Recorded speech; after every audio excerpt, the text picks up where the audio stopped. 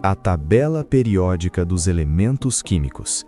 Este é o documento que mapeia a matéria, que dita as regras de como o universo funciona. 92 elementos, desde o hidrogênio simples, o número 1, até o urânio pesado, o número 92, existem naturalmente aqui no nosso planeta, presentes em rochas, água e no ar que respiramos. Mas se você olhar atentamente para essa lista fundamental, você notará uma anomalia gritante, um fantasma químico que se recusa a seguir as regras cósmicas.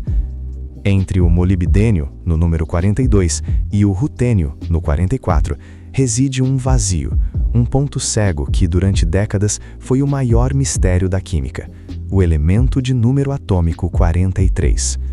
Este é o tecnécio, o único elemento químico de toda a tabela periódica que a natureza simplesmente não consegue sustentar, que não existe na Terra, mas que, ironicamente, é injetado diariamente em milhões de corpos humanos ao redor do mundo para salvar vidas.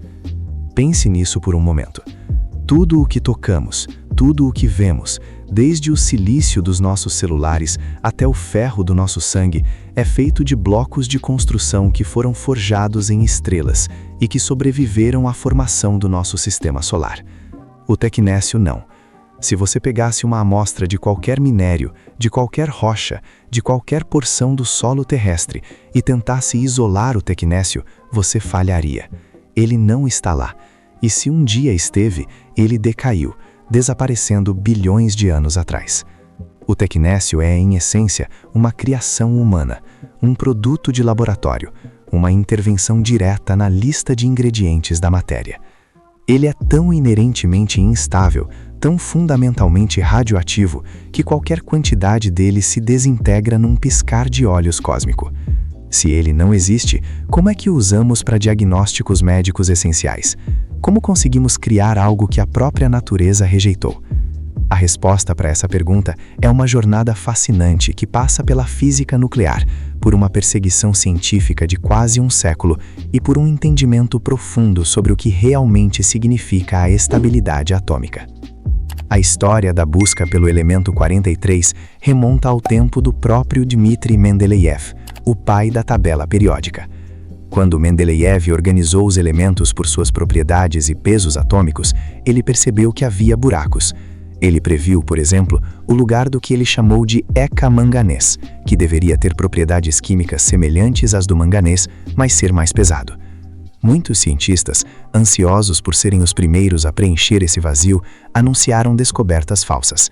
Eles deram nomes grandiosos como dévio, ilmênio e nióbio, alegando terem isolado o elemento misterioso de minerais de manganês ou platina. Mas todas essas descobertas evaporaram sob o escrutínio, provando serem misturas ou identificações errôneas de elementos já conhecidos, como o rênio, que se sentava logo abaixo na tabela periódica. O problema não era que os cientistas não estavam procurando no lugar certo. O problema é que o elemento 43 não podia ser encontrado, porque ele não estava lá para ser encontrado. O grande dilema estava na própria arquitetura do núcleo atômico. Para que um átomo seja estável, ele precisa de uma combinação equilibrada de prótons e nêutrons. Curiosamente, a natureza parece favorecer os núcleos com números pares de prótons ou nêutrons, ou ambos. A instabilidade do tecnécio reside no fato de que ele possui 43 prótons, um número ímpar, e todos os seus isótopos, não importa quantos nêutrons você adicione, são inerentemente radioativos. O tecnécio é o elemento com o número atômico mais baixo que não possui nenhum isótopo estável. Essa característica o torna o mais leve dos elementos puramente sintéticos. Ele é a prova química de que há limites para o que a natureza permite existir por longos períodos de tempo.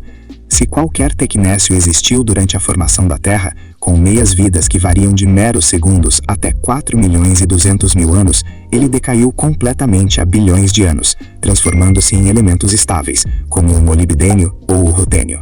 Se você está impressionado com o fato de usarmos diariamente um elemento que a natureza renegou, quebre a maldição do elemento 43 e deixe seu like neste vídeo.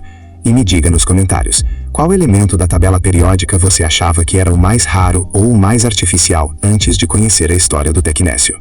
A quebra desse mistério só veio com a chegada de uma nova era na física, a física nuclear.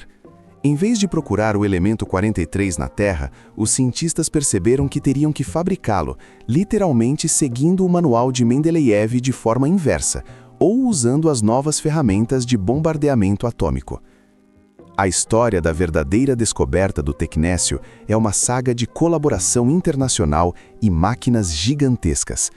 Em 1937, o físico italiano Carlo Perrier e o químico Emílio Segre, que trabalhava na Universidade de Palermo, na Itália, receberam uma amostra de um metal que havia sido bombardeado com núcleos de deutério no ciclotron de Ernest Lawrence, na Universidade da Califórnia, Berkeley, nos Estados Unidos. O que eles tinham em mãos era uma placa de molibdênio, o elemento 42. O molibdênio fora bombardeado em um acelerador de partículas e o objetivo era induzir uma reação nuclear. Quando os núcleos de deutério atingiam o molibdênio, eles faziam com que o átomo de molibdênio ganhasse um próton ou fosse transformado, através de uma série de reações, em algo totalmente novo. Perrier e Segre levaram meses analisando a amostra radioativa e, por fim, conseguiram isolar e caracterizar quimicamente o novo elemento. Ele se comportava exatamente como o ECA-manganês previsto por Mendeleev, mas com uma diferença crucial: ele emitia radiação. Estava confirmada a descoberta. Pela primeira vez na história, um elemento químico era criado artificialmente e não encontrado na natureza em quantidades macroscópicas. Eles batizaram o elemento de tecnécio, derivado da palavra grega teknetos, que significa artificial ou feito pelo homem. Essa descoberta abriu as portas para uma compreensão totalmente nova da tabela periódica. Não se tratava apenas de encontrar o que estava faltando, mas sim de criar o que era impossível.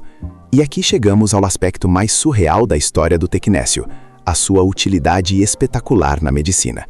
O fato de ele ser radioativo, que é a razão pela qual ele não existe na natureza, é exatamente a razão pela qual ele se tornou indispensável nos hospitais. O isótopo mais importante e utilizado é o tecnécio 99 metaestável, ou Tc99m. O M significa metaestável, uma forma excitada e temporária do núcleo atômico. O que torna o Tc99m um sonho para a medicina nuclear é um conjunto de fatores quase milagrosos. Primeiro, sua meia-vida de apenas 6 horas. Meia-vida é o tempo que leva para metade dos átomos de uma amostra decaírem. Se a meia-vida fosse muito longa, o paciente ficaria exposto à radiação por dias ou semanas. Se fosse muito curta, ele decairia antes mesmo do exame ser concluído. 6 horas é o tempo perfeito. É tempo suficiente para ser injetado no paciente, viajar pelo sistema sanguíneo, ser absorvido pelo tecido que se quer mapear, como o coração, os ossos ou o cérebro, e em seguida emitir sua radiação para que as câmeras de cintilografia captem a imagem. Em segundo lugar, e ainda mais crucial, é o tipo de radiação que ele emite.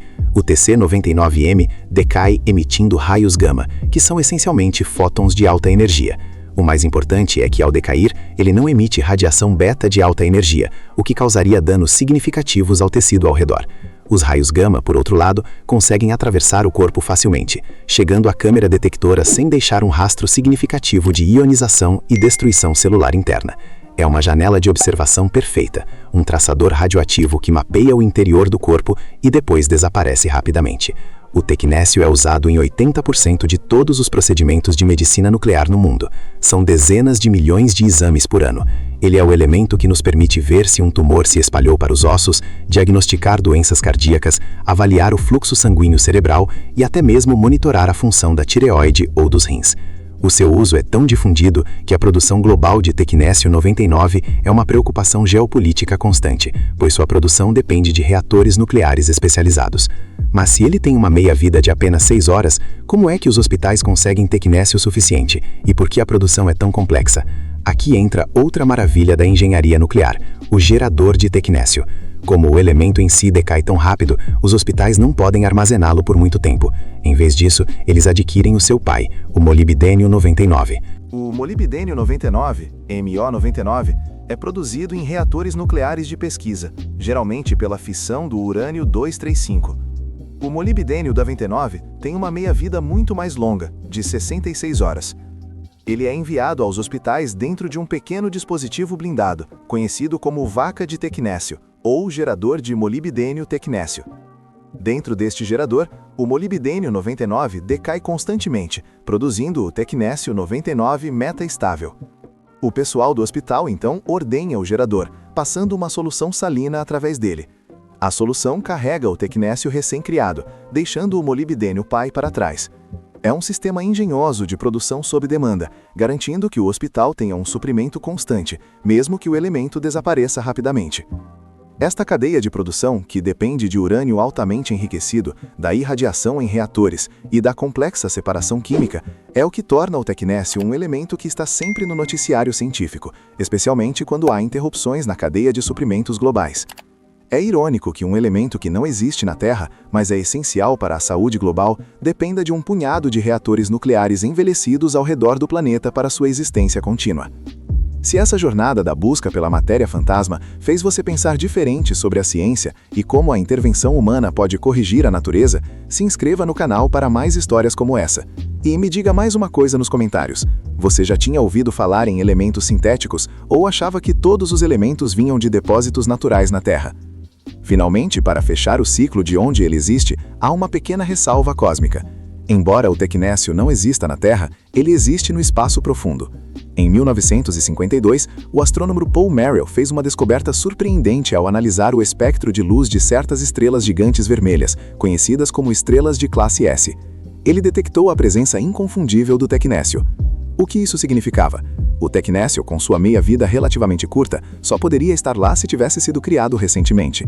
Isso provou inequivocamente que a nucleossíntese estelar, o processo de forjar elementos dentro das estrelas, ainda estava ocorrendo ativamente e criando elementos pesados rapidamente, talvez através da captura lenta de nêutrons. O tecnécio serviu como a primeira evidência direta de que as estrelas são de fato as fornalhas cósmicas que criam os elementos mais pesados do universo. Portanto, o tecnécio é único em sua inexistência terrestre. É a lacuna que a ciência preencheu, o erro de cálculo da natureza que se transformou na ferramenta mais poderosa da medicina nuclear. É um lembrete vívido de que a tabela periódica é um mapa que podemos alterar e que o impossível de hoje pode ser a tecnologia que salva vidas amanhã. Este fantasma metálico, o número 43, representa a vitória da engenhosidade humana sobre as limitações do mundo natural. É o elemento que não existe, mas que está em todo lugar onde a vida precisa de diagnóstico e esperança.